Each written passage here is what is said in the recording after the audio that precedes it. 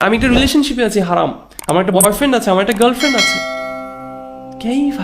কিভাবে সম্ভব? আবার সে বলে যে আমার আমার এই ভালোবাসার মানুষটা he reminds me of Allah. How is this possible ইয়া ইখওয়ান ইয়া আখাওয়াত? আমার কাছে এরকম অনেক কেসেস আসে যে আমি ওকে অনেক ভালোবাসি, কেন? কারণ ও আমাকে তো আল্লাহর কথা মনে করে।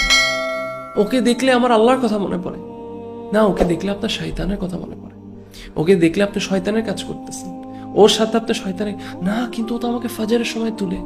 এটাই তো দ্য ট্র্যাপ অফ শয়তান। শয়তানি কাজ করাচ্ছে আপনাকে দিনে সুন্দর নাম দিয়ে। সুবহানাল্লাহ, আপনি ফাজরে উঠতেছেন গুনাহ করে, আজীব। সুবহানাল্লাহ, আপনার গুনাহ আপনার ঈমানকে কমাবে, বাড়াবে না। সে আপনাকে আল্লাহর কথা মনে করাবে না, সে আপনাকে আল্লাহ থেকে দূরে নিবে আরো।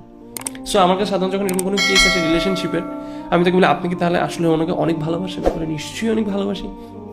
তাই বলে তাহলে আপনি নিশ্চয়ই চান যে তিনি জান্নাতে যাক, তিনি কখনো জাহান্নামে না যাক? তিনি বলেন জি অফকোর্স, আমি সবসময় চাই যে সে জান্নাতে যাক, শুধু জান্নাত না, জান্নাতুল ফেরদৌসে যাক। বললাম নাম, তাহলে সেই কাজটা করেন যেটাতে আল্লাহ তার উপর সন্তুষ্ট হবে। আপনি তার জাহান্নামে পুরো একটা কারণ হয়ে দাঁড়াচ্ছেন। যেই ভালোবাসা আজকে আপনি তাকে দিচ্ছেন, কিয়ামতের ময়দানে এটাই হবে, সেই সেই ভালোবাসাটাই কালকে কিয়ামতের ময়দানে কারণ হবে আপনাকে দোষারোপ করার জন্য, জাহান্নামে পুরার জন্য। তখন আর মানতে রাজি না, তখন বলে না না, আমার তো ইমান এটাতে পারে। পুরা মানে এটা পুরো কন্ট্রাডিক্টরি কথাবার্তা।